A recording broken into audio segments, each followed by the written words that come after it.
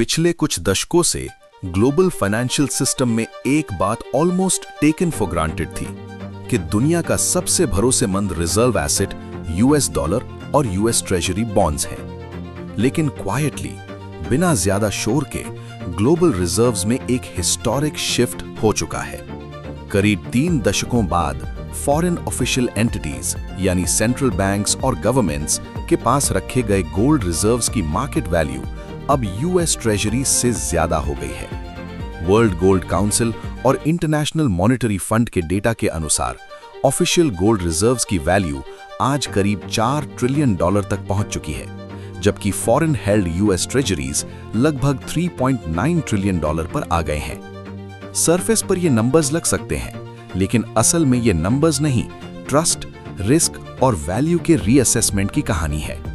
ऐसा क्रॉसओवर पहले भी हुआ था 1996 में, लेकिन उस समय गोल्ड की वैल्यू बढ़ने की वजह सिर्फ प्राइस स्पाइक थी। आज फर्क ये है कि गोल्ड की कीमत बढ़ भी रही है और central banks actively, strategically physical gold खरीद भी रहे हैं। यानी ये मार्केट एक्सीडेंट नहीं है, ये एक पॉलिसी ड्रिवन डिसीजन है। पिछले कुछ सालों में पोलैंड, चाइना, ब्राजील, टर्की और इंडिया जैसे देशों ने लार्ज स्केल पर गोल्ड अक्यूमुलेट किया है। इन देशों का लॉजिक काफी सिंपल है। पहला, डॉलर पर डिपेंडेंस कम करना। दूसरा, जियोपॉलिटिकल रिस्क से खुद को प्रोटेक्ट करना। और तीसरा, अपने रिजर्व्स को ऐसे एसेट में रखना जिसे ना फ्रीज किया जा सके, ना सैंक्शन किया जा सके। गोल्ड की सबसे बड़ी स्ट्रेंथ यही है, वो पॉलिटिकली न्यूट्रल है। अब नेचुरली सवाल उठता है, अगर यूएस ट्रेजरीज इतने सेफ हैं, तो उनसे दूरी क्यों बनाई जा रही है? इसके पीछे कई प्रैक्टिकल रीजंस हैं। यूएस का नेशनल डेट बहुत तेजी से बढ़ रहा है, फिस्कल डिसिप्लिन को लेकर डाउट्स हैं, मार्केट में बॉन्ड्स की सप्लाई लगातार बढ़ रही है, इन्फ्लेशन पूरी तरह डिसअपियर नहीं हुई है और पॉलिटिकल अनसर्टेनिटी भी बढ़ी है।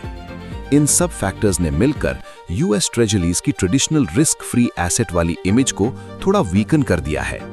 यही वजह है कि गोल्ड को फिर से देखा जा रहा है एक इन्फ्लेशन हेज, जियोपॉलिटिकल हेज और रिजर्व डाइवर्सिफिकेशन टूल के रूप में। और ये ट्रेंड सिर्फ सेंट्रल बैंक्स तक लिमिटेड नहीं है। Major asset managers, sovereign wealth funds और यहां तक कि यूएस के क्लोज एलाइज भी धीरे धीरे ट्रेजरीज से एक्सपोजर घटा रहे हैं और ऑल्टरनेटिव्स एक्सप्लोर कर रहे हैं। अब इसका मतलब ये नहीं है कि डॉलर अचानक कोलैप्स हो जाएगा, ऐसा सिनेरियो अनलाइकली है, लेकिन इतना साफ है कि डॉलर डोमिनेंस धीरे धीरे इरोजन की तरफ जा रही है। दुनिया एक ऐसे सिस्टम की तरफ बढ़ रही है जो लेस डॉलर सेंट्रिक है और ज्यादा मल्टीपोलर और डाइवर्सिफाइड है। और जब ग्लोबल रिजर्व एसेट्स बदलते हैं तो उसका असर सिर्फ मार्केट्स पर नहीं, बल्कि कैपिटल फ्लोज, जियोपॉलिटिक्स और ग्लोबल पावर स्ट्रक्चर पर भी पड़ता है। यही वजह है कि गोल्ड बनाम डॉलर की ये कहानी सिर्फ कमोडिटी या करेंसी की नहीं, बल्कि आने वाले दशक की ग्लोबल फाइनेंशियल डायरेक्शन की कहानी है।